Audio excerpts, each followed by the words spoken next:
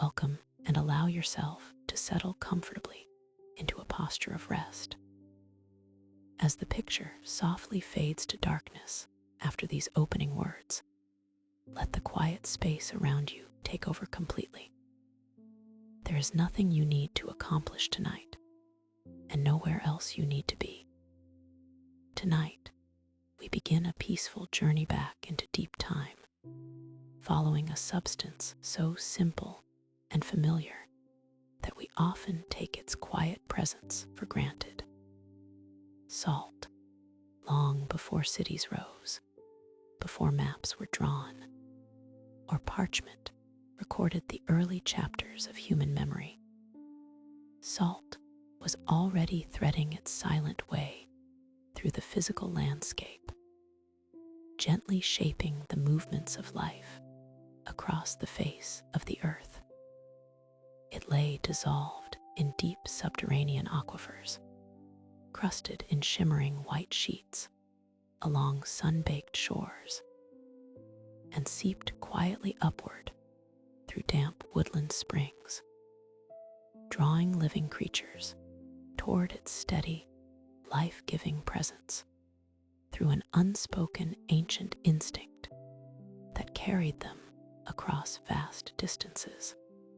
In the vast, shadowy expanse of North America's primeval forests, long before the first stone settlements were built, time moved only with the unhurried turn of the seasons and the slow rise and fall of day and night. Deep within these canopy-covered hills, animal wisdom mapped the very earliest corridors of travel long before human footpaths ever crossed the forest floor. Long before paved roads, migrating bison carved smooth, winding trails through the hardwood forests of Kentucky toward the saline spring beds of Blue Licks, where animals gathered in quiet clearings to lick exposed mineral deposits. These great creatures moved in patient, rhythmic herds, guided through the cool shade of ancient oaks and maples by the subtle scent of salt carried on the damp forest breeze. The saline waters of the springs, rising naturally from deep mineral strata far below, pooled in sunny clearings where the water evaporated slowly under the sky, leaving behind shimmering, mineral-rich earth that offered vital nourishment after long seasonal migrations across the wilderness. Over decades and centuries, the repeated passage of these herds packed down the rich woodland soil, creating clear, easy paths through otherwise impenetrable thickets and across broad river valleys. In time, human hunters, gatherers, and early traders would step into those very same worn bison traces, recognizing that the animals had already charted the safest, most efficient routes through the wilderness, routes that led directly to life-sustaining salt licks and freshwater springs. What began as a silent animal migration eventually became the groundwork for human trade roads, connecting distant communities and establishing the early arteries of ancient commerce. The story of salt is, at its heart, a story of profound patience, of ancient waters trickling through subterranean rock, of mineral crystals forming under a calm sky, and of trails carved so deeply into the earth that they endure long after the footsteps that made them have passed into memory. Allow your mind to drift gently into those quiet Kentucky woods, where the soft rustle of leaves and the peaceful murmur of saline springs invite a deep, unbroken, and restful sleep. Long long before trade routes crisscrossed continents with paved roads and heavy wagons. Early communities learned to listen to the subtle quiet of salt springs seeping from deep within the earth.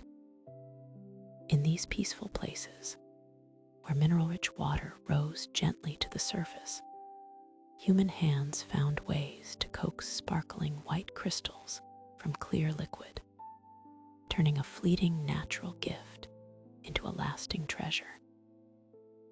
The process was slow and rhythmic, matching the unhurried pace of the surrounding seasons.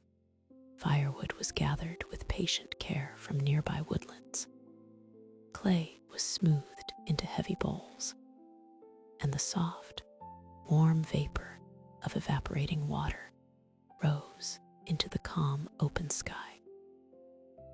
It was an ancient craft born of quiet observation, where timing was measured not by ticking hours, but by the gradual rising of steam and the steady, reassuring cooling of hearth embers.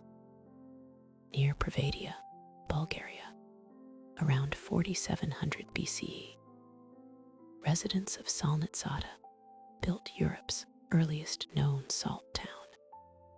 Boiling spring brine inside thick earthenware vessels over low clay hearths to form portable, sun-baked salt bricks.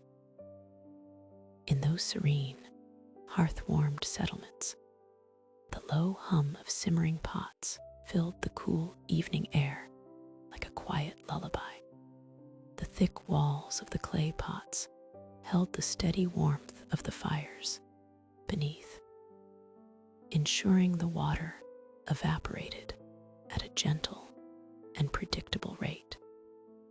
Once the brine thickened into a dense, mineral-rich paste, workers shaped the warm residue into solid blocks, leaving them out in the golden sun to cure into durable, compact bricks that could be easily carried across great distances.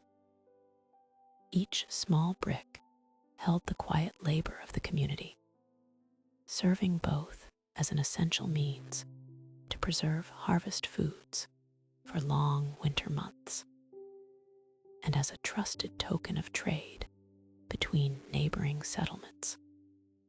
Farther west, where limestone cliffs frame the quiet countryside, another timeless tradition took root among the rolling hills.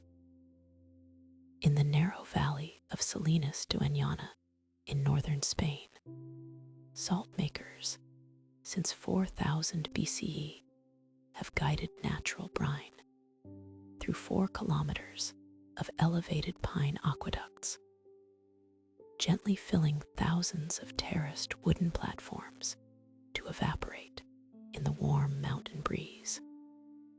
Constructed from simple, locally harvested materials, these wooden channels stepped gracefully down the hillsides, carrying the liquid wealth without noise or hurry. As the afternoon sun warmed the shallow wooden pools, micro-thin layers of delicate salt crystals began to form upon the water's quiet surface, shimmering softly in the light before settling to the floor of each wooden pan. The process required little more than the gentle flow of spring water, the warmth of the sun, and the soft movement of air drifting through the valley. This gentle relationship between human ingenuity and the natural world allowed communities to thrive across thousands of years without altering the serene rhythm of their surrounding landscapes.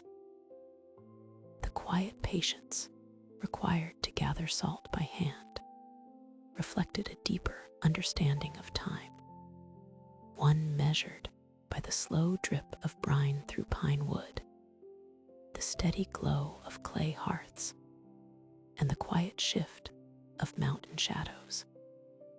As night settles over these ancient valleys, the faint scent of pine wood and dry mineral air lingers like a quiet memory, inviting a restful mind to drift along the slow, unhurried paths of history. High in the Andes, where the thin mountain air whispers through quiet, shadowed valleys, water begins a long and silent journey deep beneath the earth.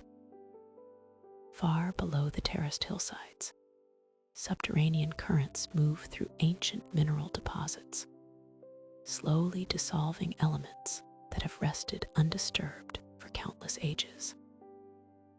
When this thermal water finally emerges into the mountain light, it is warm, heavy with salt, and rich with history in the sacred valley of the Incas near Maras, Peru. A single subterranean thermal spring has fed over 3,000 terraced stone basins since pre-Incan times, where still mountain air and gentle sunlight slowly evaporate the brine into pale pink salt crusts. Step by step down the steep canyon walls, these hand-built pools capture the constant trickle of warm brine, holding it still beneath the vast open sky. Each shallow reservoir rests quietly in the high mountain air, mirroring the passing clouds by day and the soft, cool colors of the sky as twilight falls over the canyon. The craft of gathering this salt has changed remarkably little across the centuries, guided by a peaceful rhythm that honors the natural cadence of sun, wind, and patience. Local families continue to tend their ancestral terraces with quiet care, carefully regulating the flow of warm brine from narrow channels into each shallow pool. Once filled to a depth of just a few inches, the mineral-rich water is left undisturbed beneath the steady, unhurried warmth of the Andean sun. As the moisture gradually vanishes into the clear, dry air, tiny salt crystals begin to form along the surface, glistening softly like thin sheets of winter ice before settling gently to the bottom. The subtle pink tint of the final harvest reflects the deep mineral path the water traveled long before reaching the light. There's never any need to hurry in this quiet valley. The salt yields itself only when the sun and wind have completed their gentle work. Once the water has fully evaporated, workers step carefully onto the dried earthen ledges to rake the delicate crusts by hand, gathering the crystals into small, tidy mounds that dry further under the open sky. Long before modern transit altered the landscape, footpaths and llama caravans wound upward from these very terraces, carrying small woven sacks of pink salt across high mountain passes to distant markets and lowland settlements. This precious mineral was thoughtfully exchanged for dried maize, soft alpaca wool, and vibrant textiles, weaving diverse ecological zones together in a quiet network of trade and mutual support. As the late afternoon light softens into evening, the cool mountain breeze begins to settle, and the terraced pools glow with a soft, pale luminescence. Walking along the narrow earthen paths that separate the basins, one feels a reassuring connection to generations of steady human hands that have preserved this harmony with the land. Tonight, as the first evening stars appear above the silent Andean peaks, the subterranean spring continues its gentle, unseen journey beneath the rock, quietly feeding the pools for tomorrow's harvest with the same serene constancy that has blessed this valley for thousands of years. The sound of trickling water slowly blends into the stillness of the night, bringing peace to the canyon. High up in the quiet, sweeping curves of the eastern Alps, where ancient pine trees cling peacefully to cool mountain slopes, and evening clouds settle softly into the deep valley basins, lies a realm shaped by silent subterranean rock. Far beneath the weathered mountain peaks, deep inside dark and undisturbed rock salt veins, time moves at a gentler, far more unhurried pace.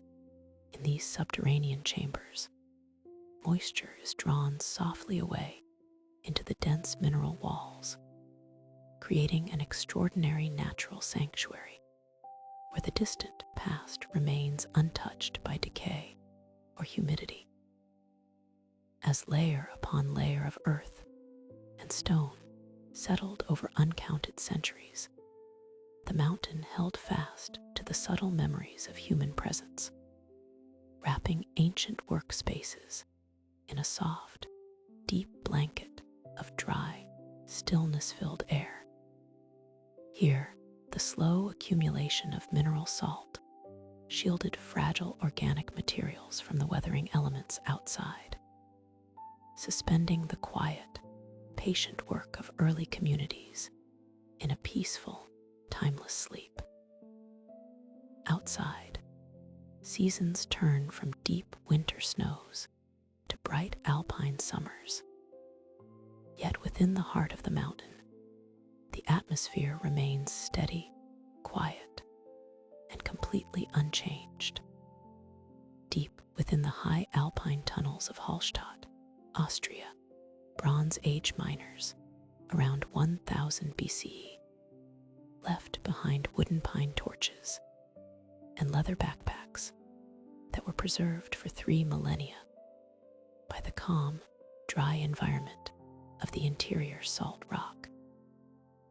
These humble tools, once carried along dark, hand-carved galleries, rested entirely undisturbed in the cool mineral embrace of the mountain through long spans of human history and changing eras.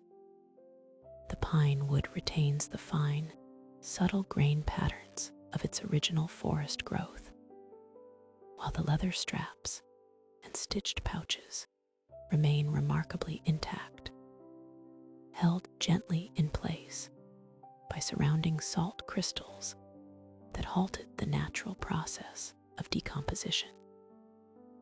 Each torch end still shows where the resinous wood was carefully shaved to catch light in the darkness, providing soft illumination for workers who walked these mountain corridors long before written records began. Resting quietly in the subterranean darkness, these remarkably preserved artifacts offer a serene testament to the steady, thoughtful labor of ancient hands, keeping their form across thousands of years in the deep, unwavering quiet of the mountain. To imagine stepping softly through these quiet alpine chambers is to feel the soothing continuity of earth and human history, bound together by the gentle preservative power of salt. Long before long distance, trade roads traced their winding pathways across continents, mountain passes, and river valleys. The salt rock deep beneath the Alpine peaks was already keeping its silent watch over the physical evidence of early life. Every grain of rock salt, formed from ancient primordial seas that evaporated millions of years ago, carries within its clean crystalline lattice an inherent stillness, drawing away ambient moisture and guarding delicate surfaces against change. The air inside these deep caverns carries no draft, no sound, and no movement, only the profound weight of mountain stone and the steady presence of natural preservation. As evening falls over the quiet alpine meadows and cool air descends from the high ridges above, the silent galleries deep within the mountain rock remain constant, steady, and tranquil, inviting the mind to settle into a state of profound rest, calm awareness, and peaceful reflection. As trade routes expanded across the ancient world, salt continued to carve subtle, enduring channels through human history. Mountain paths and river channels were mapped not only by the footprints of merchants, but by the quiet needs of living creatures seeking sustenance. Along these slow-moving corridors, the earth occasionally revealed its rich, hidden mineral wealth in moments of unexpected quietude. Long before deep mines were carved into stone, salt existed as visible seams across the landscape, crystallized remnants of ancient seas trapped in the rising folds of the earth. Travelers and nomads learned to watch the natural world closely, noticing how animals moved toward specific hillsides or stream beds. In the soft light of early morning or twilight, herds would gather near pale stone outcroppings, drawn by an innate biological wisdom that guided them toward essential nutrients. These silent observations laid the groundwork for some of the world's most enduring trade passages, turning humble riverbanks into the origins of great mineral highways.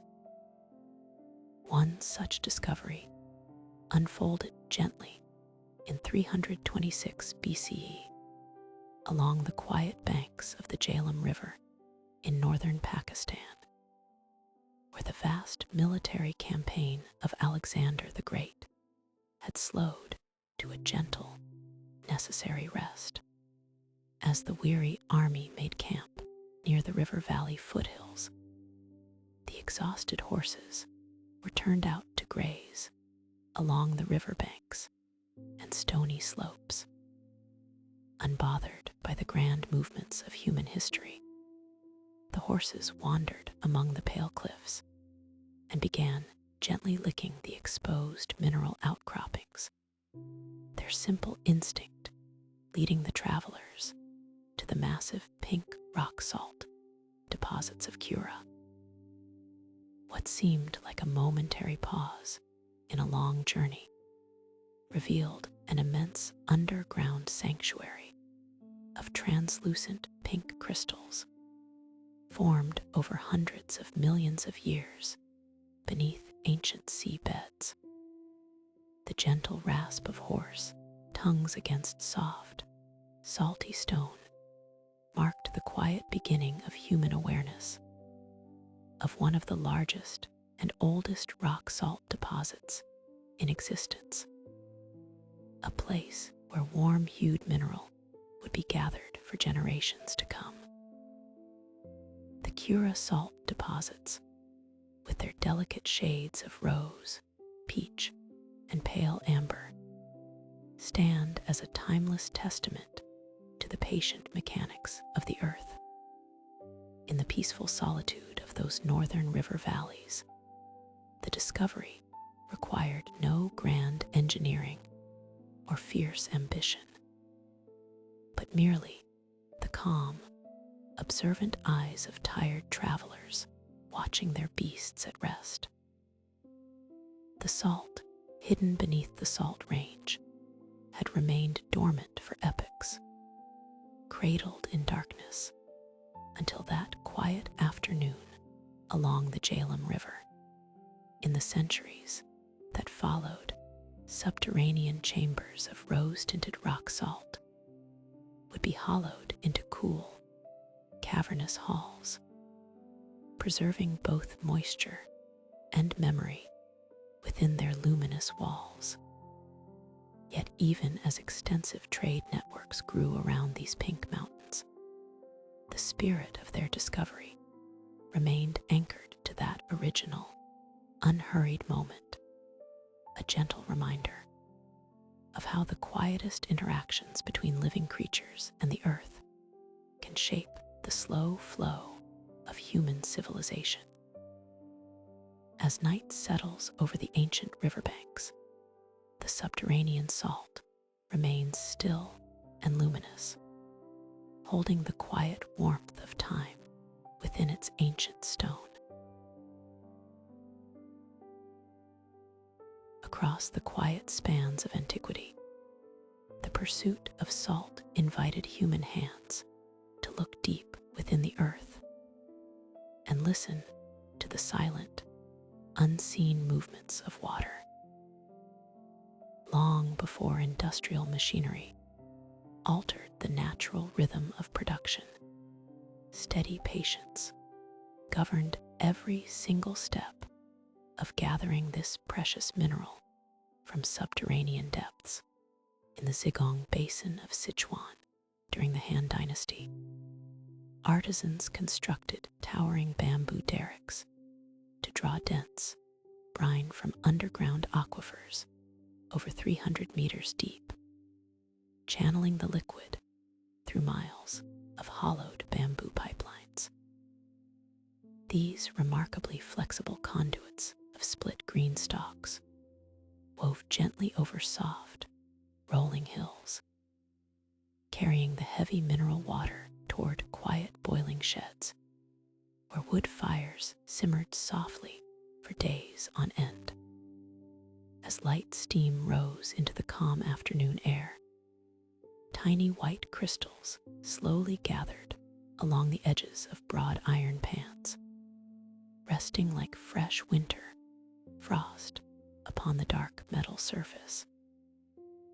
It was a deeply rhythmic and meditative process, one where time itself seemed to slow under the steady rise of tall bamboo scaffoldings, standing high against the sky like serene guardians, watching over the peaceful valley's ancient waters. As trade routes gradually stretched across vast landscapes, carrying these precious white grains along winding highways and quiet river channels, salt became far more than a simple condiment for daily meals. It served as a silent, reliable guardian against natural decay, granting human communities the profound peace of mind that comes from knowing essential food could be kept safe across long, uncertain seasons of winter cold and summer drought. In the gentle climate of the Mediterranean basin, where shallow salt pans shimmered pale silver beneath the warm sun, coastal communities harvested dry mineral crusts to transform perishable harvests into steady, long-lasting provisions. Curing meat became an essential art form, grounded in silence and watchful waiting, requiring minimal human intervention once the white crystals had begun their subtle work within the tissue.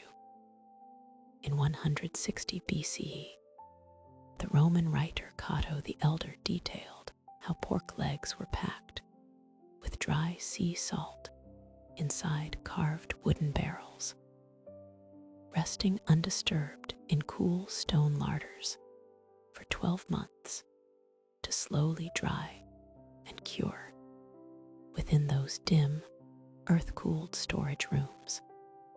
The coarse salt drawn from the sea gradually pulled out moisture, while shielding the food from the relentless passage of days, preserving its rich nourishment, while the world outside quietly turned through spring rains, autumn breezes, and summer heat. This gentle, ancient alchemy of salt fundamentally transformed how early civilizations moved, settled, and thrived, offering enduring stability to households resting in remote hills and bustling market towns alike.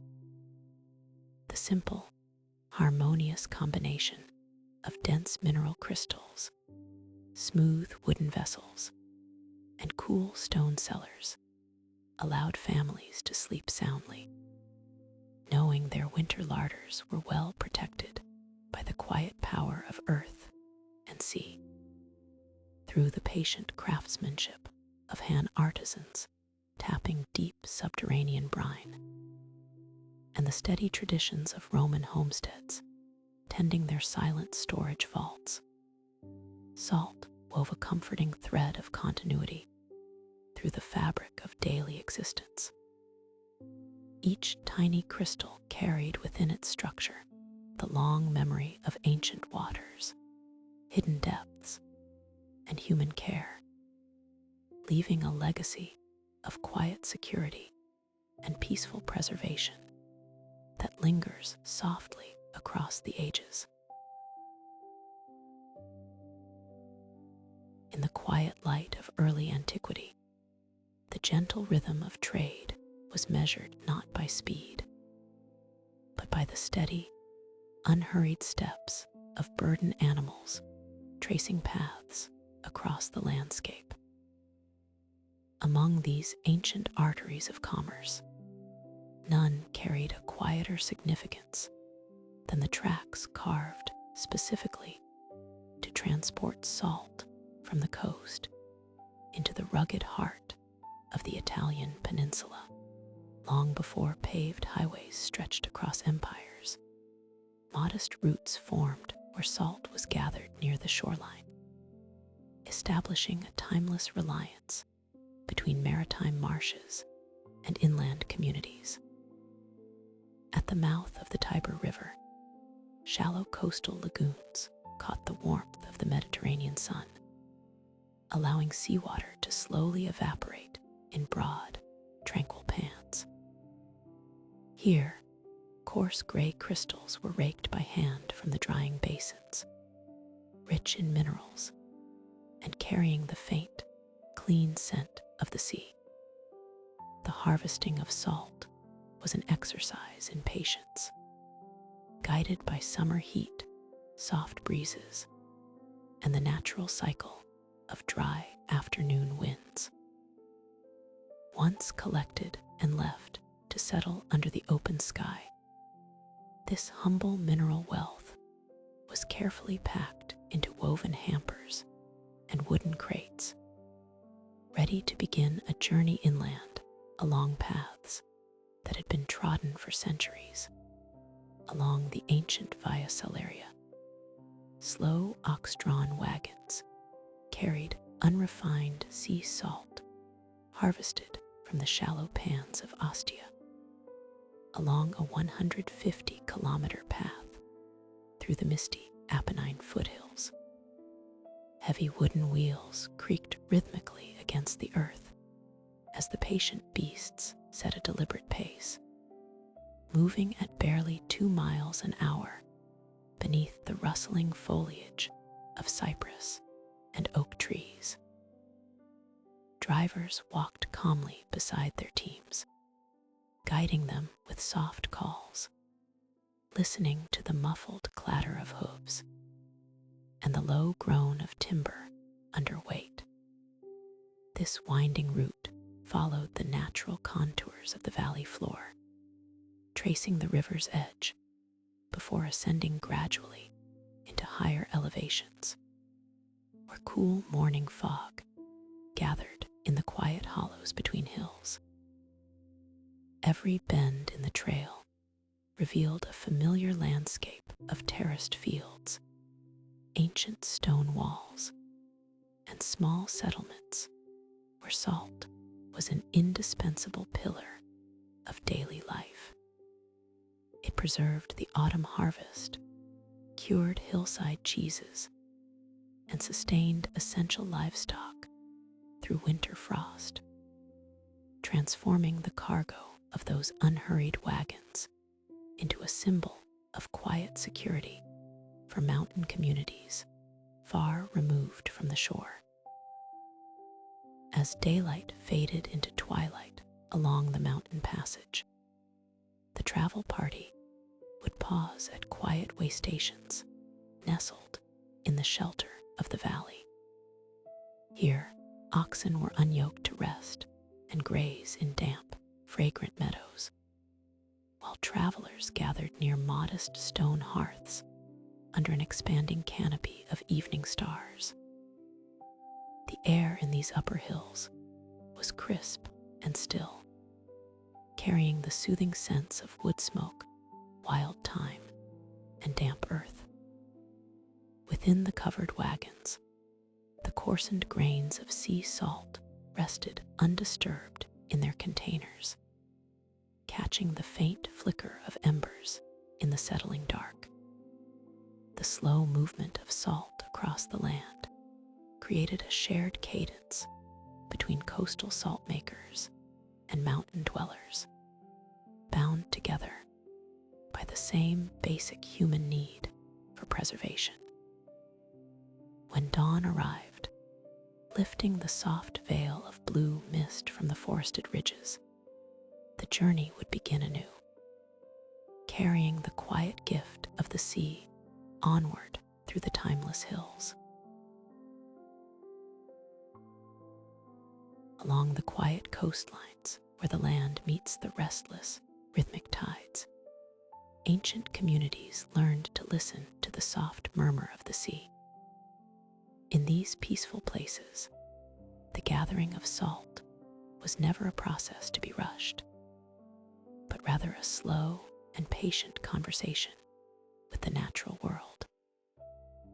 Long before large evaporation pans or deep mountain mines were carved into the earth, coastal inhabitants looked to the rich marine life swaying beneath the clear, shallow waters. They observed how the ocean left tiny white crystals upon everything it touched, clinging to stones, driftwood, and the broad leaves of marine algae. By observing these quiet natural cycles, early artisans found ways to harness the sea's essence, using only simple timber frame structures.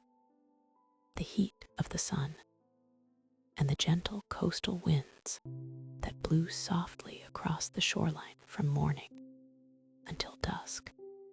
In the peaceful coastal villages of ancient Japan, salt making grew into a delicate and mindful craft passed down through quiet generations. Along the quiet coastlines of ancient Japan, salt makers produced asterisk mashio by repeatedly draping sea-soaked asterisk sargassum seaweed over sun-warmed wooden racks before gently roasting the salt-encrusted fronds over soft pine fires. As the ocean water slowly evaporated under the pale summer sun, delicate layers of brine gathered upon the dark, rich fronds of the seaweed. Each repetition of dipping, draping, and drying concentrated the ocean's minerals deeper into the harvest. When the leaves were thick with glistening white crust, they were carefully carried to small earthen hearths. There, over low-burning pine logs, the soft smoke infused the salt crystals with a complex, savory richness and an umbrella of smoky warmth, yielding a unique seaweed salt that was as mild and nutrient-rich as it was beautiful to behold. This quiet process of making asterisk mashio required an unhurried rhythm that matched the rising and falling of the tide. The smoke from the soft pine fires drifted slowly over the damp sands, carrying the gentle scent of resin and dried seaweed out across the tranquil waters of the bay. The salt makers worked with a quiet presence, moving with careful, deliberate steps between the wooden racks and the warm hearths.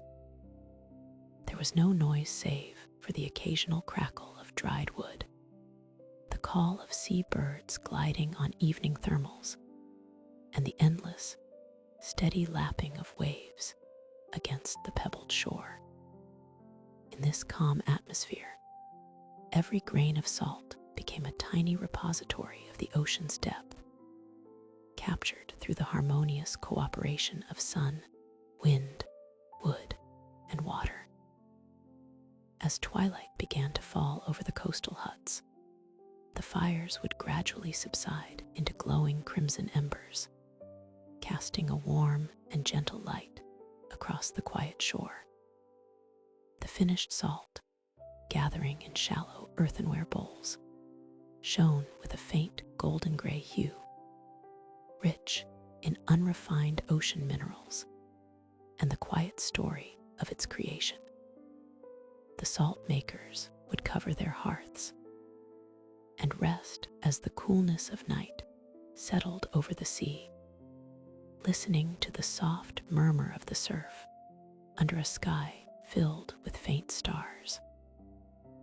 The ocean continued its timeless song, washing over the beaches and nourishing the kelp beds, promising another quiet cycle with the dawn. Across vast distances of geography and history, human hands have turned toward the patient work of gathering salt from the quiet earth, trusting in its soft, steady capacity to hold back the passage of time. Long before high-volume commercial trade routes crisscrossed the continents, communities learned to read the gentle language of evaporation written upon dry soils and shallow waters. In the dry basin of Egypt's Wadi el Natron, natural deposits of natron, a mineral blend of sodium carbonate and salt harvested from evaporated lake beds, were used for centuries to preserve delicate organic materials through slow osmotic drying. The dry air of the desert worked in quiet tandem with these crystalline crusts, drawing moisture outward with absolute patience, so that what was precious might rest unchanged through generations. The harvesters moved without hurry across the pale, cracked earth, scooping the white crust left behind as seasonal lakes receded under the sun. There was no rush in this work, only a deep rhythm governed by the slow cycles of heat and wind. The natron did not alter the structure of what it touched abruptly, but rather cradled it in dryness, absorbing every stray drop of liquid until stillness was achieved. In these quiet desert hollows, salt was not merely a culinary treasure, but a gentle guardian against decay, bridging the brief life of physical forms with the enduring quietude of time. Thousands of miles away, across the wide expanse of ocean in a vastly different climate, another peaceful rhythm unfolded amidst coastal waters and dense foliage. Around 600 CE, in the quiet coastal mangroves of Paynes Creek, Belize, Maya salt makers evaporated salt-rich lagoon water inside thin earthenware vessels called punta acacos, pots, heating the brine over low hearths in palm-thatched wooden kitchens built above the tide. Here, where the salt marshes met the soft overlap of warm sea waves, the air carried the scent of wood smoke and damp leaves.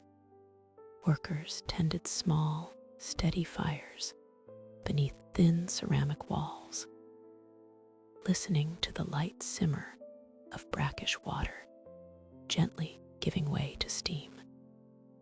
The wooden structures rose on sturdy pilings, elevated safely above the rise and fall of the sea, allowing the cooling breeze to sweep beneath the thatched roofs. As the liquid slowly dissipated, brilliant white crystals gathered at the bottom of each earthenware vessel, pure and clean. This harvested salt would go on to sustain inland communities, traveling along shaded river paths and forest trails, binding distant settlements together through a shared necessity born of quiet hearths above the water. Whether drawn from the sun-cured basins of North African deserts or boiled patiently within mangrove sanctuaries of the Americas, the art of harvesting salt remained fundamentally a quiet dialogue between fire, water, and air. In both worlds, individuals learned to observe the subtlest shifts in temperature and liquid density, understanding that nature's finest preservatives required neither haste nor dramatic force. The white grains gathered in palm baskets or stored in clay jars represented hours of calm attention and soft labor, yielding a substance that quietly transformed how humanity preserved its food and honored its materials. As evening settles and the mind settles into rest, one can imagine those ancient hearths glowing softly in the twilight, where low flames whispered against clay pots and dry desert winds brushed over white mineral flats, leaving behind only peace, quiet, and timeless preservation. Water has long served as a patient cradle for heavy burdens, allowing immense weight to move across great distances with a quiet, nearly frictionless ease. Long before paved highways stretched into distant horizons, artificial channels and rivers formed peaceful arteries through which essential goods drifted into ancient heartlands. Salt, dense and precious, presented a unique challenge for land travel. On dusty roads, heavy wagons strained under the massive bulk, their wooden wheels creaking with every turn. But when placed upon shallow vessels drifting along calm waters, immense quantities could move effortlessly, guided only by soft river currents, long wooden poles, and gentle oars. These inland waterways created a steady, serene rhythm of trade, where time seemed to slow to match the pace of the drifting water. Along these quiet liquid paths, the essential mineral traveled from coastal margins, where it was born of the sea, toward the interior cities that depended upon its preserving power. The transition from coastal salt marsh to city storehouse became a peaceful journey, marked by the soft lapping of waves against timber hulls and the quiet rustle of reeds in the evening breeze. In East Asia, this waterborne movement reached an extraordinary harmony along the grand network of artificial waterways connecting coastal salt basins with inland regions. Near the shallow estuaries of the Huai River, vast salterns absorbed the radiant heat of the summer sun, turning ocean brine into shining crusts pure sea salt. Local workers gathered these pale crystals with steady care, packing them into heavy earthenware containers to guard the dry mineral against damp river mists. During the Tang Dynasty, flat-bottomed wooden barges glided quietly along China's Grand Canal, transporting thousands of clay jars filled with sun-evaporated sea salt from the Hue River salt pans to the market storehouses of Yangzhou. These barges were built with broad, shallow hulls designed to skim across calm canal waters without disturbing the delicate silt below. Guided by crews who knew every bend of the riverway, the boats moved smoothly under low stone bridges and past quiet willow trees lining the towpaths. The movement was so gentle that the clay jars inside remained completely still, resting closely together within the dark wooden holds. Day after day, the barges drifted forward, carrying the memory of the sea deep into the heart of the land. Upon reaching Yangzhou, the barges pulled softly up to quiet riverbanks where timber storehouses stood ready to receive the cargo. Here, in cool stone rooms shadowed from the summer heat, the jars of salt were stacked carefully away, waiting to preserve harvests in distant kitchens. This steady, quiet flow of salt brought a reassuring stability to daily life, ensuring that food could be kept wholesome and safe through the changing seasons. The canal was a peaceful lifeline that united distant landscapes, weaving coastal tides together with inland hearths through a quiet, enduring pulse. As dusk settled over the water, the barges rested silently at their wooden moorings, their long journeys complete for the day. In the stillness of evening, the jars of sea salt rested in cool darkness, holding within their simple forms the calm of ancient trade and the timeless rhythm of drifting waters. Across the quiet valleys of East Asia, the story of salt often moved away from the bright, open sea margins and up into the still solitude of mountain sanctuaries. Here, where morning mist lingered low among the ancient bamboo groves, the gathering and refining of salt was approached not as a hurried commercial trade, but as a deeply contemplative craft aligned with the slow, steady rhythms of the natural world. Coastal harvesters brought coarse white crystals inland along established trade trails, eventually placing them into the patient hands of those who viewed the mineral as a humble gift to be carefully tended, purified, and transformed.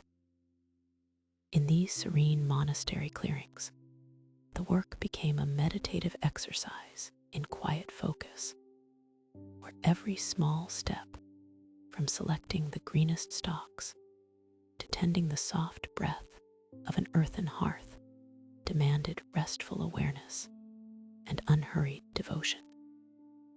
Dating back to ancient Korean monasteries, Buddhist monks produced asterisk jukyeom by packing unrefined sea salt into hollow segments of 3-year-old bamboo, sealing each cylinder with mineral-rich red clay before slowly roasting it over pine wood embers in clay kilns. This deliberate ritual required a harmonious relationship with local woods, soil, and seasonal cycles. The monks selected 3-year-old bamboo specifically because its stalks had reached an ideal balance of sturdy thickness, moisture content, and aromatic oil. As the damp red clay was carefully smoothed over the open ends, it formed a protective seal that shielded the salt from harsh flame while allowing heat to build slowly inside, creating a secluded space where mineral and plant elements could meet under gentle thermal pressure. As the pine logs burned down into low, glowing coals within the clay kilns, a subtle transformation unfolded inside each sealed cylinder. The sustained warmth coaxed moisture from the inner walls of the green bamboo, allowing the sea salt to absorb the tree's natural sap alongside nutrients drawn directly from the red clay seal. Through this slow baking process, the harsh, sharp note of raw sea salt gradually softened, giving way to a smooth and balanced mineral profile. The crystals absorbed trace elements from both the bamboo and the rich soil, which gently shifted their internal structure and tinted their appearance. Nothing about this craft was hurried. Many hours of steady, quiet heat were needed for a single roasting, with the entire sequence repeated multiple times until the outer bamboo turned to fine white ash. In the peaceful twilight of the mountain monastery, the creation of this bamboo salt was as much about honoring the passage of time as it was about crafting a prized seasoning. Each stage invited a quiet mindfulness, from gathering fallen pine branches in the surrounding woods to watching the soft, rhythmic drift of fragrant smoke rising above the kiln vents. As evening settled across the wooded slopes, the warm orange glow of cooling embers mirrored the tranquil cadence of monastic life. Salt brought inland from distant shores thus found a restful sanctuary in the quiet hills, bound by bamboo, earth, and pine. Fire into an enduring reflection of patience, balance, and quiet preservation. Long before modern commerce reshaped how goods were exchanged across vast distances, the movement of salt across arid lands followed a patient, rhythmic cadence dictated by the seasons and the stars. In the quiet expanse of the desert, where the night sky unfolds in endless layers of silver, trade roads were not marked by stone or iron, but by the steady, measured footsteps of traveler and beast. Across the northern Sahara, winter camel caravans known as the *Azali*, traversed over 700 kilometers of desert, from the salt pans of Taoudeni to Timbuktu, transporting hand-chiseled slabs of gray rock salt along cool, wind-smoothed sand trails. These journeys unfolded under the soft light of winter skies, when the heat of the day yielded to the gentle chill of desert evenings. The weight of the earth, captured in dense, crystalline forms, moved slowly over the dunes, borne by animals accustomed to the long, quiet hush of the sands. Each slab of salt carried the silent memory of ancient dried lakes, transformed by time into a precious, stabilizing resource. As the caravans moved in harmony with the prevailing breezes, the journey became a peaceful meditation on endurance, silence, and the simple necessity of trade, binding distant communities together in shared reliance.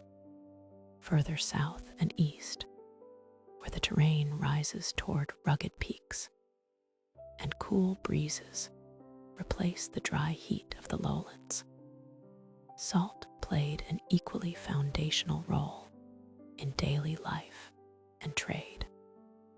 Here, passage did not rely on swift waterways or open desert dunes, but on the steady step of burden-bearing animals navigating narrow ledges and misty mountain paths. Across the high Ethiopian plateau, travelers used uniform bar-shaped blocks of rock salt, called *amel*, chiseled from the dry floor of the Danakil Depression, as a quiet, durable currency carried by pack mules up mountain trails. These slender, pale bars were more than simple cargo. They functioned as a trusted form of value, passing gently from hand to hand in local markets and remote homesteads alike. Crafted with care from the sun-baked salt flats far below, the *amel survived long journeys through changing altitudes without losing their intrinsic worth. Each block represented both the minerals of the earth and the quiet labor of those who extracted and transported them. The gentle clatter of mule hooves on stone paths formed a soothing background rhythm to an ancient exchange system that sustained generations without haste. In both the vast sand seas of the Sahara and the high green ridges of the Horn of Africa, salt was far more than a mineral to season food. It was a cornerstone of stability, preservation, and quiet prosperity. The slow movement of these mineral treasures across great distances forged invisible ties between distinct cultures, anchoring local economies in the tangible reality of the Earth's natural reserves. Whether resting upon the back of a camel beneath northern stars, or carefully balanced in a mule's pack along a winding pass, salt moved at a pace completely aligned with the natural world. This deliberate, unhurried flow reminds us of a time when wealth was defined by the quiet durability of essential elements gathered with care and shared across peaceful horizons. As night settles over these ancient trails, the memory of those long, calm journeys remains suspended in the quiet air, inviting a deep sense of rest and timeless stillness. High above the quiet valleys, where clouds gather softly against gray stone, the ancient high-altitude trade routes of Asia carried salt across vast, peaceful mountain landscapes.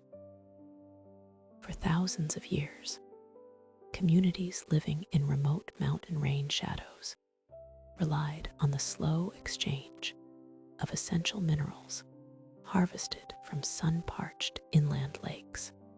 At these serene heights, where the air is thin and crisp, salt was not merely a culinary commodity, but a fundamental element of survival, sustaining life through long alpine winters and preserving foods for journeys across unforgiving terrain. The pathways carved into the cliffs were simple, single-file trails shaped by generations of steady footsteps, winding gently along ridges that seemed to touch the edge of the sky. Here, far removed from the bustling markets of lowland cities, trade unfolded at a patient, meditative pace. The movement of goods was governed not by urgency or swift competition, but by the turning of seasons, the melting of snows, and the enduring resilience of pack animals moving in quiet unison across the roof of the world. As twilight settled over the silent slopes, the soft crunch of hooves on gravel echoed through narrow gorges, carrying a quiet promise of warmth, sustenance, and connection. In the high-altitude Dalpo region of Nepal, this timeless rhythm found its most serene expression along the rugged mountain tracks that connected the Tibetan plateau with the southern valleys. Each year, as the high passes cleared after winter, seasonal yak caravans set out on journeys across some of the most dramatic elevation gradients on Earth.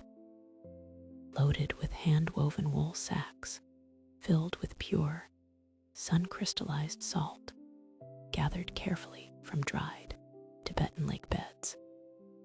These sturdy animals moved with steady, unhurried steps across Himalayan passes reaching over 5,000 meters above sea level. The salt itself, formed over centuries through the slow evaporation of ancient mineral-rich waters under a fierce high-altitude sun, shimmered with pale crystalline clarity inside the coarse fabric of the bags. Each step taken by the long-haired yaks was deliberate and calm, their bells chiming softly in the thin air like a soothing lullaby carried on the mountain breeze. Tracing paths established long before written records, the drovers guided their herds through windy calls and sunlit alpine pastures, guided by an intimate knowledge of the land and a deep reverence for the mountain silence. As night descended upon the high camps, the caravans would rest in sheltered alcoves beneath an expanse of brilliant stars that burned bright in the clear mountain atmosphere. Fires fed by dried brush provided a gentle warmth, and the heavy sacks of salt were stacked neatly around the perimeter of the campsite, guarding against the night wind. In the quiet stillness of these high refuges, salt represented a bridge between distant worlds, a quiet trade of white gold for grain, spices, and wool from the lower valleys. The slow descent into green, terraced hillsides would soon bring this precious mineral to remote villages, where it would preserve yak butter, cure meats, and season simple evening broth shared around family hearths. Across centuries, the simple act of carrying salt over mountain passes became a quiet thread weaving human lives together across vast geographic divides, leaving a legacy of peace, endurance, and restful continuity etched into the very stone of the Himalayas. As evening softly falls over the high country, the historical journey of salt reveals itself not through loud highways or crowded seaports, but along narrow, peaceful paths that trace the natural contours of the hills. In earlier ages, before modern transportation bridged distant towns, inland communities depended entirely on overland routes to bring essential mineral salts from distant brine springs and coastal pans. Without salt, the bounty of harvest seasons could not be preserved through the long, cold days of winter. Thus, moving salt across rugged terrain was a vital chore. Yet it unfolded with an unhurried, quietly rhythmic persistence. Over generations, the feet of weary travelers and the iron-shod hooves of pack animals wore deep, gentle hollows into the sod, shaping ancient tradeways that fit smoothly into the undulating landscape. Across the heather-covered moorlands of the English Peak District, medieval merchants led pack horses along narrow stone tracks known as salter gates, guided through mountain mists by carved gritstone boundary markers called salters' crosses. These substantial stone markers, chiseled by hand and anchored firmly into the peaty earth, served as silent guardians for travelers navigating the open, featureless heights. When thick mountain vapors rolled in from the valleys, swallowing the horizon in soft layers of damp gray mist, the sight of a weathered cross offered quiet reassurance and direction. Beside these stones, small strings of pack horses pressed onward in single file, their leather saddlebags filled with coarse mineral grains. The steady sound of their movement, a gentle rustle of leather harness, and a low, soft clatter of iron against stone, blended seamlessly with the song of birds resting in the heather. Traveling these upland routes required patience and a deep familiarity with the changing weather of the moors. Merchants walked at a measured pace, keeping time with the rhythmic breathing of their pack animals as they navigated soft peat bogs and gentle rocky inclines. The cool air on these high tracks carried the crisp, clean scent of damp moss, crushed bracken, and blooming wild heather, bringing a calm clarity to the long day's march. Every natural landmark along the salter gates had its own quiet purpose. A sheltered depression in the hillside provided a brief respite from the wind, while a clear stream crossing offered fresh, cold water for horse and driver alike. Here, far removed from noisy market squares, trade was experienced as a peaceful dialogue between human need, animal strength, and the timeless stillness of the natural world. As darkness slowly enveloped the high plateaus, the merchants would reach the safety of lower valleys, resting their animals in quiet enclosures and unbuckling heavy loads of salt. In stone cellars and pantry bins across the region, that salt would soon perform its silent work, curing hams, preserving tubs of golden butter, and protecting cheese for the long months ahead. Though centuries have slipped away, and modern roads now bypass these ancient moorlands, the stone paths and gritstone crosses still remain in their quiet perches. Half buried in moss and heather, they stand as peaceful monuments to the slow history of salt, reminding us of forgotten journeys carried out with steady care under open, peaceful skies. As twilight settled over the shallow waters of the Adriatic, small wooden barges moved with soft, rhythmic strokes along the winding channels leading into the Venetian Lagoon. The air grew cool and damp with the arrival of late autumn, carrying the faint, clean scent of the open sea into the quiet waterways of the city. Sun-harvested sea salt collected during the hot, still days of summer from distant salt pans, lay resting in open wooden holds, glowing softly like pale gravel under the fading gray light.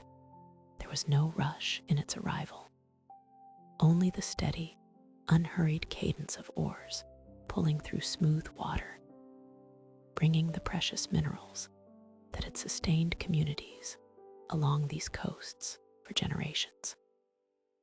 The tide ebbed gently, lapping against stone steps and wooden mooring posts, while mist began to curl around the bases of brick archways and quiet bell towers. Within the growing shadows of the city, salt was far more than simple seasoning. It was the foundation of endurance and seasonal survival.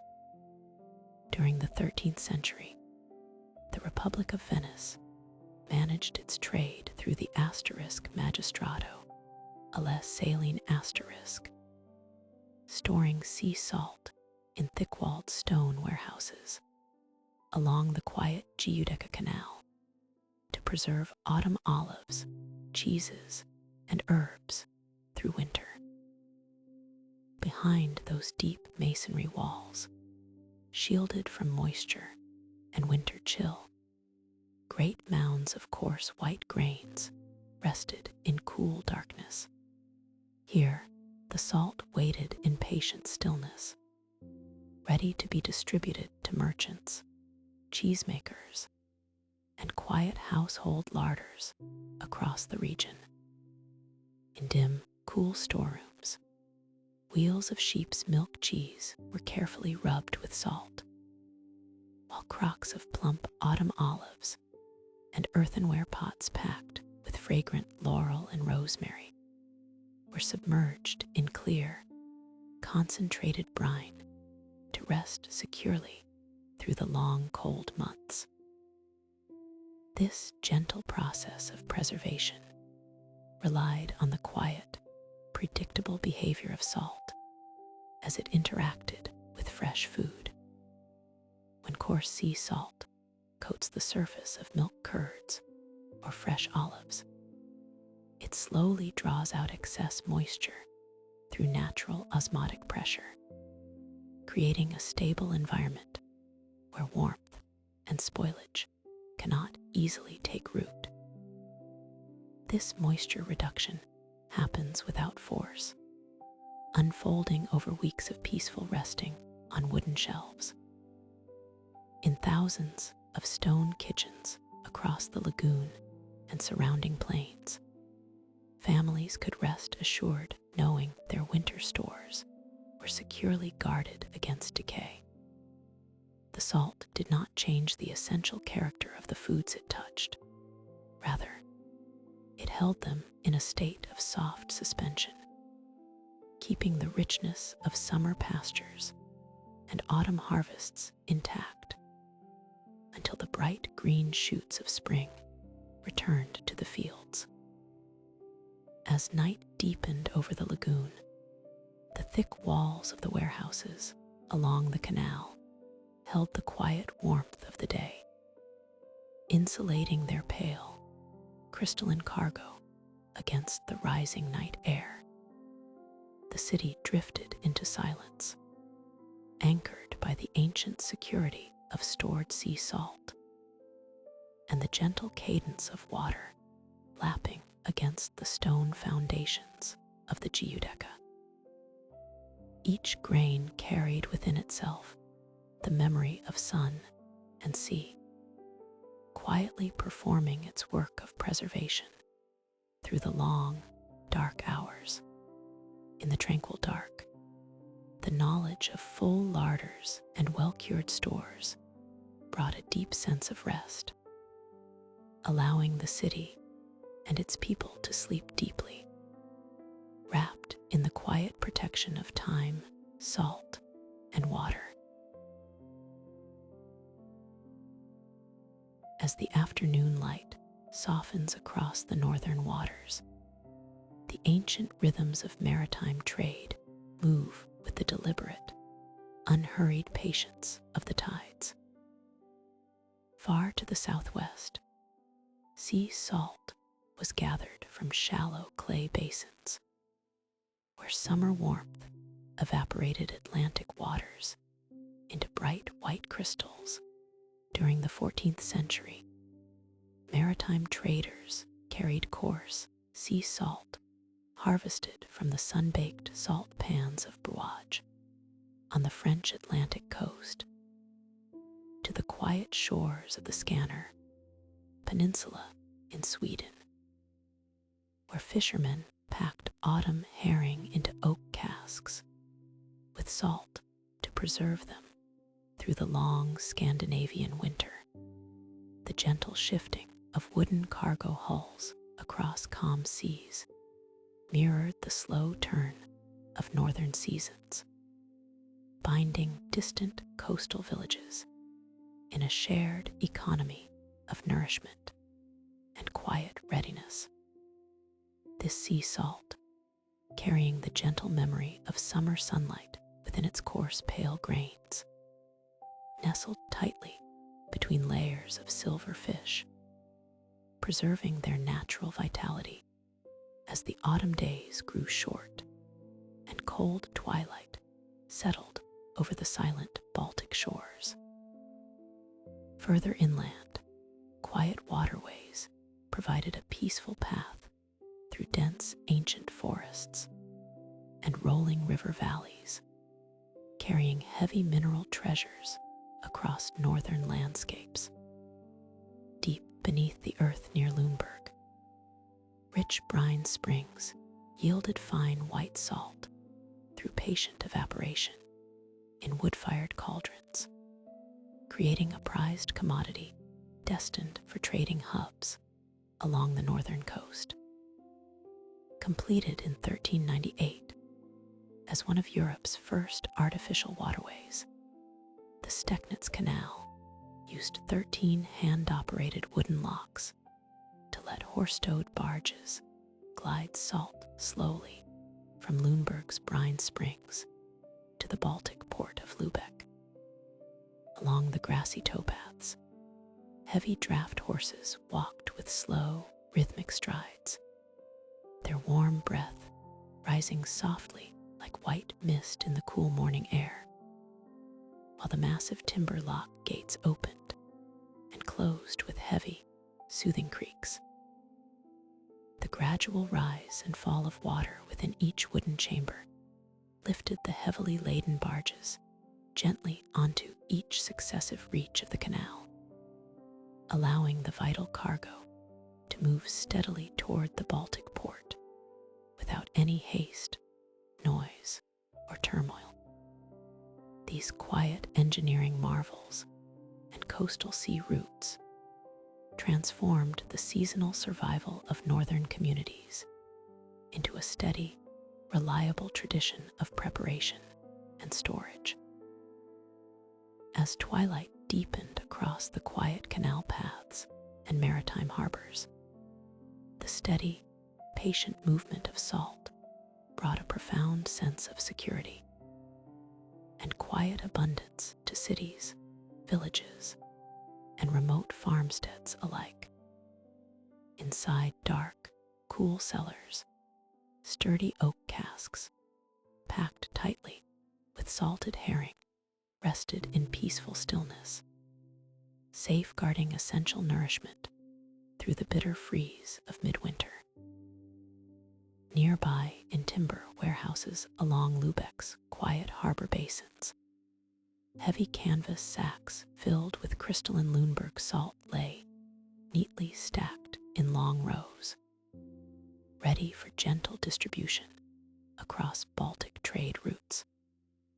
In the serene quiet of the night, this slow journey of salt across winding inland waters and open seas served as a gentle testament to human patience and enduring cooperation.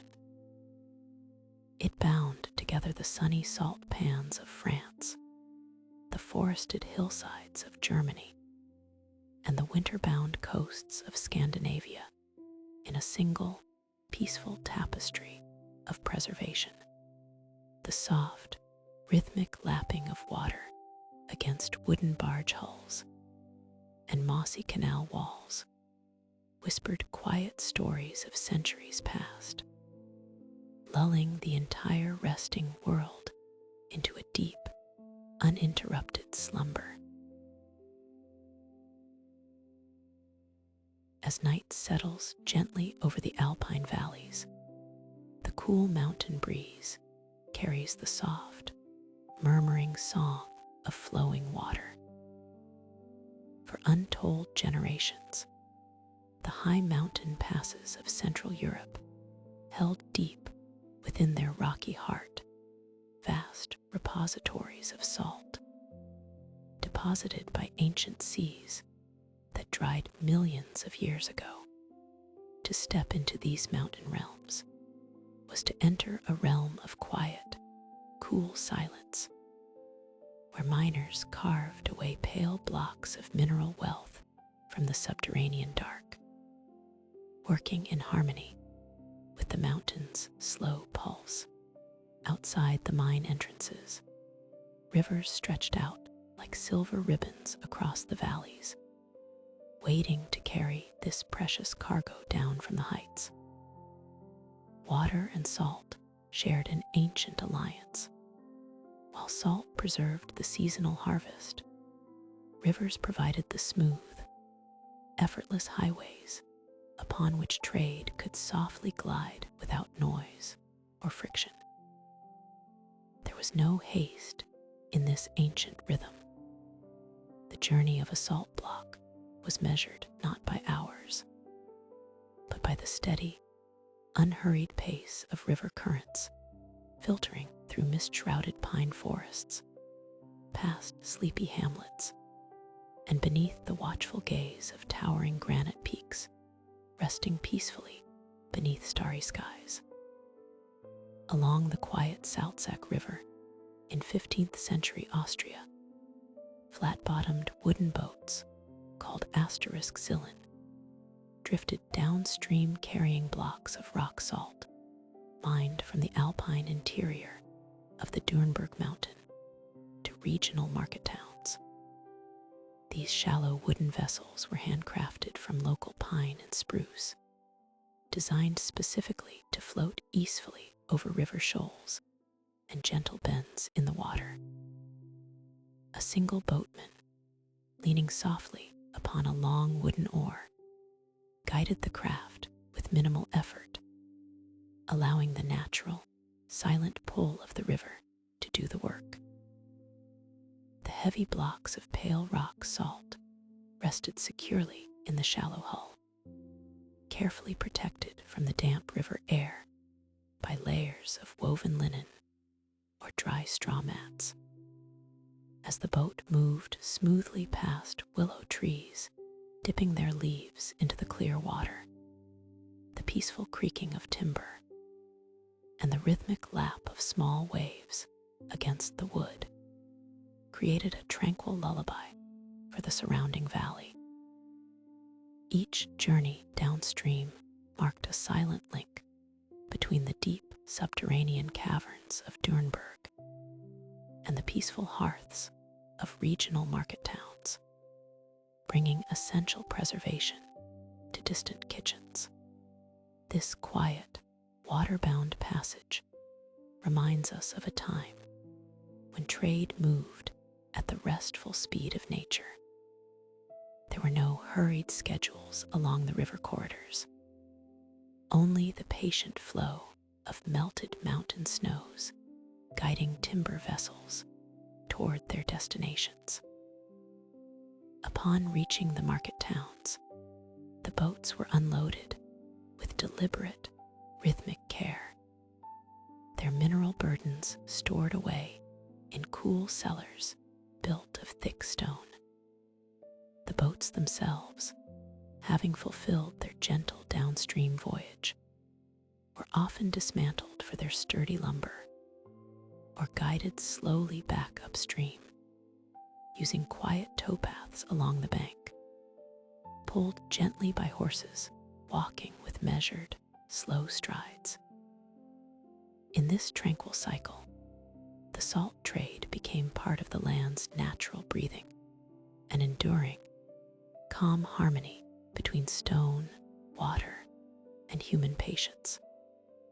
As the evening stars illuminate the quiet river paths, one can almost hear the soft splash of the oar and feel the deep stillness of those ancient voyages, carrying the gifts of the earth smoothly down the river of time, holding the ancient memory of the Alps within every fine white grain. Across the sun-dappled stretches of the Mediterranean coast, the slow, timeless transformation of sea into salt has long moved to the gentle cadence of the tides and the patient warmth of the afternoon sun. Along these ancient shores, generations of salt makers found subtle, harmonious ways to coax the rich ocean waters inland, inviting the clear brine to rest peacefully in wide, shallow clay pans open to the sky above. There is a deep, soothing rhythm to this practice, one that asks for no hurry and relies entirely on the steady elements of nature working together. The sea breeze carries a crisp, mineral fragrance over the marshland, whispering through tall reeds and catching the soft golden light of late afternoon across still, mirror-like surfaces. As evening approaches and the sun lowers toward the horizon, casting long pastel rays across the tranquil landscape, the boundary between water and earth softly blurs into a peaceful, luminous stillness. Along the coastal salt marshes of Trapani, Sicily, 16th century artisans built hexagonal stone windmills with canvas sails to quietly lift seawater through a series of shallow, clay-lined evaporation basins. Designed with meticulous care, these sturdy structures of weathered masonry were crafted to capture even the gentlest sea breezes, their wide canvas sails turning with a calm, rhythmic creak that echoed the natural rise and fall of the tide. Inside each tower, simple wooden Archimedean screws turned with slow, reliable precision, coaxing the seawater upward without splash or turmoil. The lifted brine flowed smoothly into broad holding ponds, where fine sediments gradually settled onto the smooth clay floor beneath. From there, the clarifying water moved by gravity through narrow channels and small sluices, filling smaller and shallower pans where the summer warmth concentrated the salts within. As the days drifted by under the warm Sicilian sky, sun and wind worked together in quiet partnership, gently evaporating the water from each shallow bed. Thin crusts of crystalline salt began to form across the surface of the concentrated brine, fragile as winter frost before sinking to the clay floor below. The salt pans, bounded by low stone walls and soft earth dikes, reflected the shifting colors of the atmosphere like a vast, geometric mosaic of liquid silver and sky blue. Workers walked along the paths with slow, measured steps, tending the gates and guiding the flow of water without disturbing the peaceful sanctuary of the marshland. There were no harsh sounds, only the soft rustle of wind through canvas, the trickling of water through wooden channels, and the gentle whisper of the sea. By the time evaporation was complete, the water had yielded to neat mounds of pure white salt, glistening brightly under the soft twilight, gathered carefully along the edges of the basins. The salt rested beneath the open sky, ready to travel along ancient trade routes to preserve foods and sustain communities across distant lands. The stone windmills stood as quiet sentinels over the marsh, their sails resting peacefully as darkness gathered over the Sicilian coast. In this tranquil place, the ancient meeting of wind, water, and sun reminds us of the quiet beauty found in patient waiting. As the centuries turned into the quiet routines of early modern Europe, the ancient craft of salt making began to align itself even more intimately with the soft, unhurried rhythms of nature. In the shaded valleys and cool basins of Central Europe, salt masters sought gentle methods to gather the pale mineral richness hidden deep within subterranean springs, rather than relying solely on hot, wood-burning fires to boil away excess water. Artisans looked to the ambient atmosphere, observing how a passing mountain breeze could carry away imperceptible veils of moisture and leave behind a heavier, far more concentrated mineral liquid. Beginning in the 16th century, salt masters across Central Europe constructed tall timber frames called graderwork,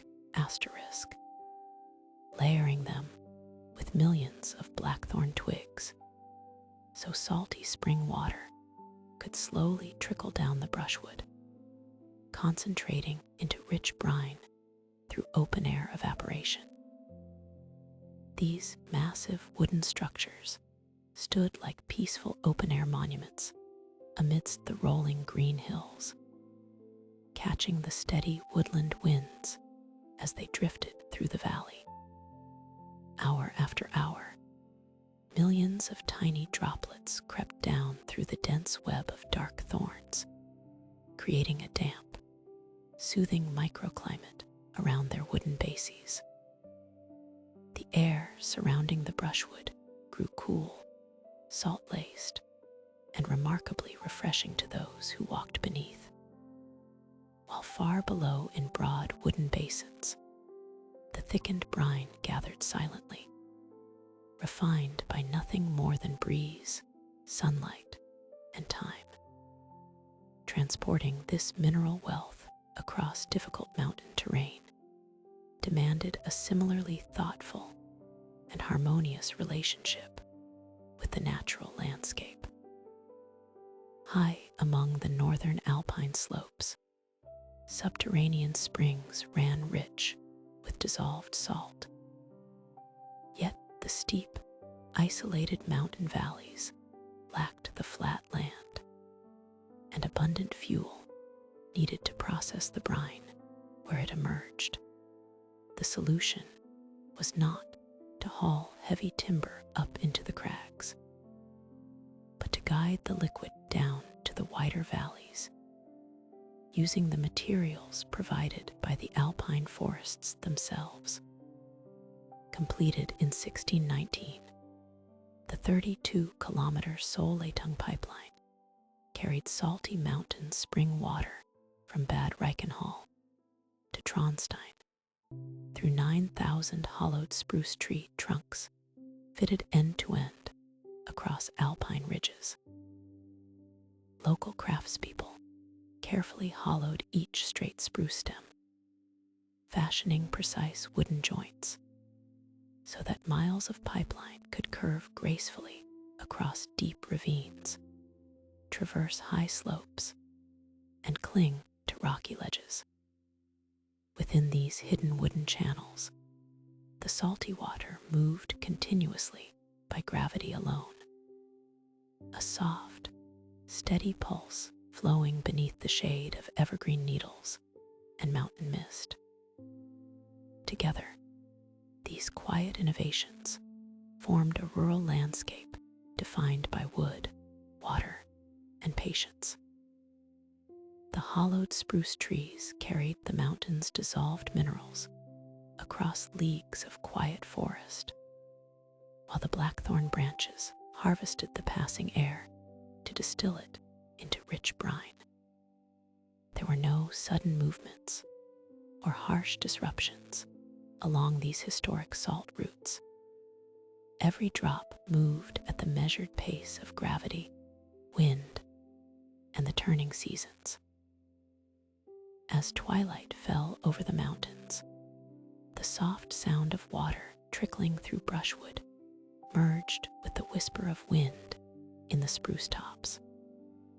Today, the memory of those long spruce aqueducts and tall twig towers lingers softly over the Alpine valleys, reminding us of a time when engineering worked in peaceful unison with the earth, guiding the quiet flow of salt and lulling the world into a deep, restful stillness.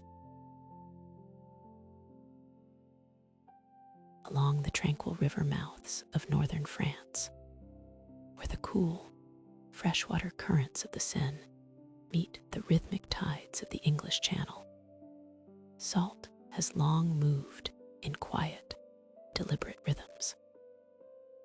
Coastal trading vessels arrived at harbor, carrying precious cargo drawn from sun-baked salt pans further down the coast, bearing white mineral grains that promised warmth and security against the coming cold of winter. In these peaceful maritime havens, salt was far more than a trade good.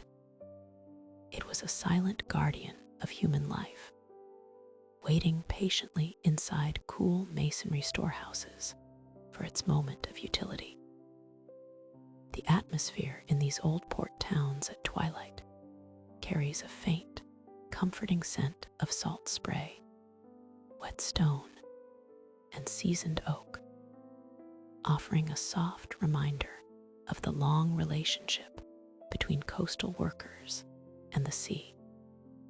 Each wooden vessel coming to rest in the calm basin unloaded its pale cargo into sheltered granaries designed to shield the delicate crystals from damp sea breezes and sea mist, preserving the harvest of sun, sea, and tide until it was needed for the season ahead.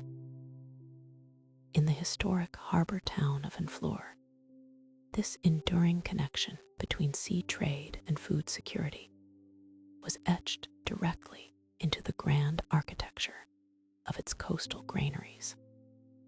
Built in 1670, using curved oak timbers crafted by local shipbuilders, the vaulted salt granaries in Honfleur, France, stored up to 10,000 tons of sea salt within thick limestone walls designed to keep moisture out for preserving winter catches. The master shipwrights employed the very techniques they used upon the docks, shaping the ceiling beams like the inverted hulls of great wooden ships, so that walking beneath them felt like standing inside a vessel at rest. The massive limestone walls, quarried from nearby hills, served as a thick buffer against the damp Atlantic air, maintaining a warm, dry interior where the salt remained pristine, coarse, and loose. Within these cavernous, shadow-draped halls, vast hillocks of white salt rested quietly in the dim light, awaiting the return of fishing fleets from the cold banks of Newfoundland, where cod and herring required immense quantities of brine to remain preserved through the long winter months.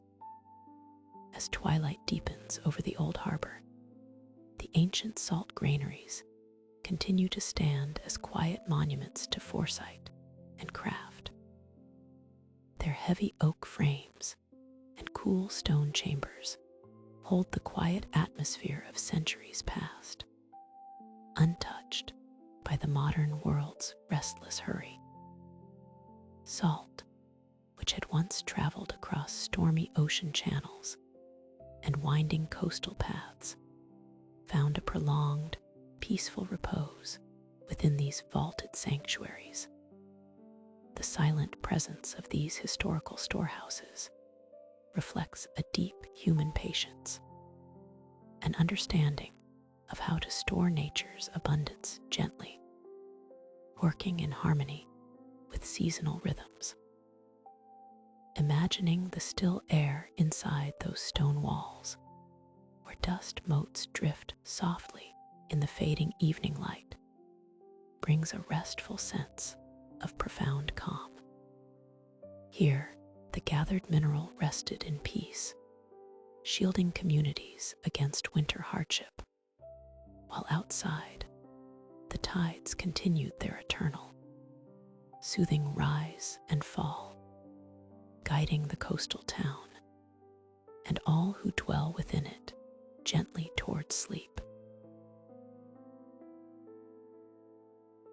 Along the cool, tide-washed edges of the North Atlantic, the story of salt turned toward the open sea, where ocean winds and quiet coastlines invited a patient, rhythmic approach to food preservation. For generations, coastal communities understood that the sea's immense bounty was fleeting, arriving in vast seasonal migrations that required steady hands, quiet dedication, and time-tested methods to capture and preserve. The salt that had once traveled along ancient dust-bitten trade roads now found its way to wooden piers and weathered headlands, where cold northern waters met crisp, luminous skies. Here, preserving the catch of the ocean was not merely a matter of survival, but a quiet, rhythmic art carried out beneath the open sky, relying on the gentle, predictable harmony of sunlight, sea air, and mineral crystals. As fishermen brought their loaded boats back to shore, the raw, restless energy of the sea was carefully translated into a stable, lasting food that could endure long ocean voyages and nourish people in distant lands across many seasons. Beginning in the 17th century, along the smooth granite rocks of Kristiansand, Norway, fishermen laid split cod out in the open sun, sprinkling coarse sea salt over the fish to dry slowly under cool ocean breezes into durable *clipfisk*. The white mineral grains melted gradually into the pale flesh of the cod, gently drawing out moisture day after day, while the flat, sun-warmed stone beneath provided a steady, reassuring warmth. Across vast expanses of smooth gray rock, thousands of split fish were arranged in meticulous, neat rows, their surfaces gleaming softly under the low, steady arch of the northern sun. The ocean wind swept continuously across the island archipelago, carrying away moisture and leaving behind a firm, nutritious preserve that required no heavy brine barrels or dark, humid storerooms.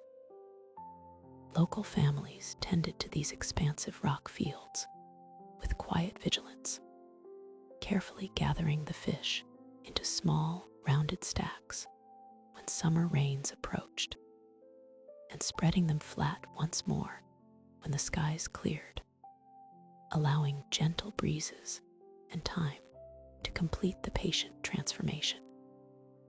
This slow curring upon the open granite yielded a nourishment so light stable, and resilient that it could travel across thousands of leagues of ocean without losing its quality. Ships setting sail from northern harbors loaded their timber holds with these stiff, salt-cured planks of cod, carrying the crisp essence of Norwegian coastal waters to port cities throughout southern Europe, the Caribbean, and South America. Months later, in far-off kitchens, when the dry asterisk klipfisk was placed to soak in sweet, fresh water, the firm flesh softened once again, rehydrating into a tender meal that reconnected distant families with the distant ocean waters from which it came. In this quiet manner, salt transformed the perishable harvest of northern seas into an enduring foundation of global trade, bridging distant cultures and continents through a shared, quiet tradition. As evening softly falls over the rocky islands of Kristiansand today, the ancient granite retains the last gentle warmth of twilight, standing as a peaceful witness to centuries of patient craft and the timeless magic of salt. As our journey through the quiet history of salt moves into the late 18th century, the narrative drifts gently north toward cold, sea-carved shores, where fire and ice exist side by side in silent harmony. In these high northern latitudes, where timber for fuel was scarce, and the dark winter months stretched far across the snowbound landscape, harvested salt was far more than a simple trade commodity. It was the soft, dependable guarantee of nourishment during the long, cold season along the rugged coastlines of the far north. Coastal communities learned to listen closely to the subtle warmth pulsing beneath the earth, discovering thoughtful ways to coax salt from the freezing ocean without burning precious forests. Here, the rhythm of salt production softened into a slow, patient dance with subterranean heat, where steam rose gently into icy breezes and natural vents whispered softly against dark volcanic rock.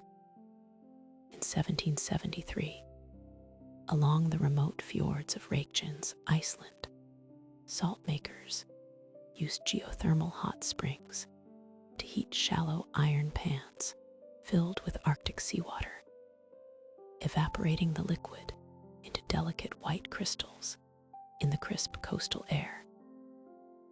This quiet method of harvest unfolded with remarkable stillness, relying not on roaring timber fires or heavy smoke, but on the steady, unhurried thermal currents rising continuously from deep within the volcanic earth. Large, shallow pans rested above natural steam outlets or along channels of naturally heated mineral water, absorbing the earth's endless warmth, while cold ocean water was poured in to shimmer and simmer softly. Above the wide metal basins, thin plumes of white vapor drifted lazily upward, merging with the low morning sea mist before dissolving into the clear coastal atmosphere. Day after day, as the Arctic water quietly evaporated, fine, delicate structures of pure white salt settled onto the iron bottoms, gleaming pale against the dark volcanic stones. The salt gathered from these geothermal pans possessed a unique lightness, formed by the quiet evaporation of clean ocean brine resting over geothermal heat. Once carefully collected and left to dry fully in shallow wooden boxes. The mineral crystals were set to gentle, vital work, preserving ocean fish, mutton, and butter for families living in isolated settlements around the fjords. Without the need for costly imported fuel, this harmonious alliance between ocean brine and subterranean warmth allowed small communities to thrive in self-reliance through the most harsh and shadowy months of the year. The brine was transformed not through hasty force, but through the calm, continuous generosity of the earth itself, yielding a soft white harvest that sustained human life amid the frozen northern wild. As twilight settled over the Reykjanes Peninsula, the soft, rhythmic bubbling of the hot springs and the distant, soothing roll of the ocean surf created a tranquil soundscape that echoed gently across the moss-covered lava fields. The salt pans, now cool to the touch or reflecting the dim evening sky, stood as quiet testaments to human ingenuity working in gentle accord with nature. In that peaceful stillness, the subterranean thermal waters continued to flow beneath the frost, keeping their ancient promise of warmth and life, preparing the way for another quiet day of harvesting salt from the cold Arctic Sea. Across the quiet coastal reaches of southern Europe, the work of gathering salt has long matched the slow, patient rhythm of the passing seasons. In the tranquil salt pans of the Camargue Lagoon in southern France, gentle summer mistral winds and steady sunlight slowly evaporate seawater to leave behind delicate asterisk fleur de sel crusts skimmed by hand with wooden rakes. The water moves softly through a maze of shallow earthen basins, guided by centuries of quiet knowledge and unhurried care.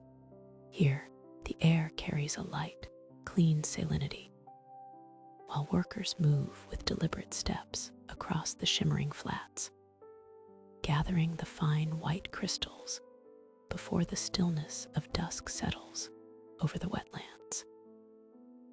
Each thin layer forms on the water's surface like fragile lace, born entirely of wind, warmth, and peaceful time. As evening approaches, the shallow waters mirror the pale pastel colors of the fading sky, resting in near-perfect silence, while the harvested mineral cools in soft heaps along the grassy edges of the marshes. The gentle rustle of reeds in the breeze provides a soothing backdrop to this ancient craft, where human patience aligns seamlessly with the calm forces of nature. Across the Mediterranean, where ancient trade routes carried these precious mineral harvests into historic market cities, salt fulfilled an equally quiet and transformative purpose within the household.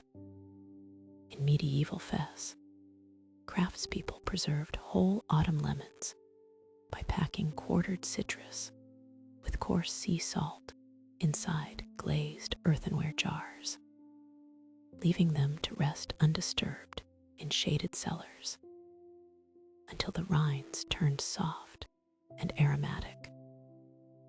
The sharp, bright acidity of fresh fruit gave way to a slow, mellow transformation over long months of cool darkness, as the salt gently drew out moisture and preserved the rich essence of the late harvest.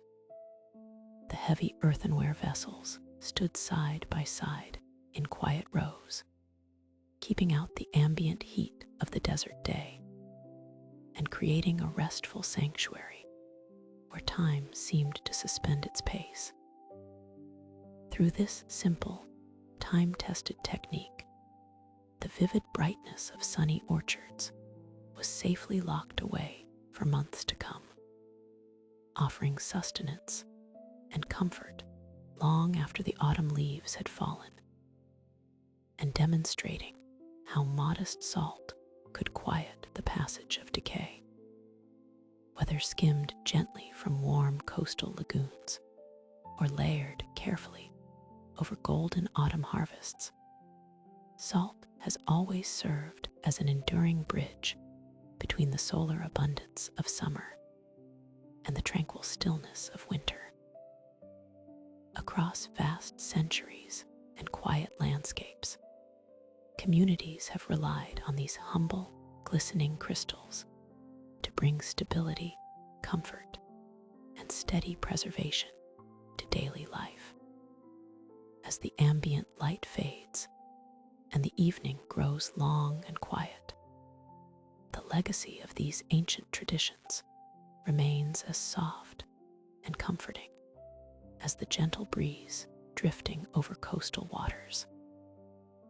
The unhurried work of solar evaporation and underground curring invites a natural pause at the end of the day, encouraging us to rest deeply and reflect upon the simple beauty found in patience, quiet care, and historical continuity. Now, as the surrounding world settles into night and long shadows stretch across the land, the calm rhythms of earth, salt, and sea rest peacefully together under a vast sky full of stars.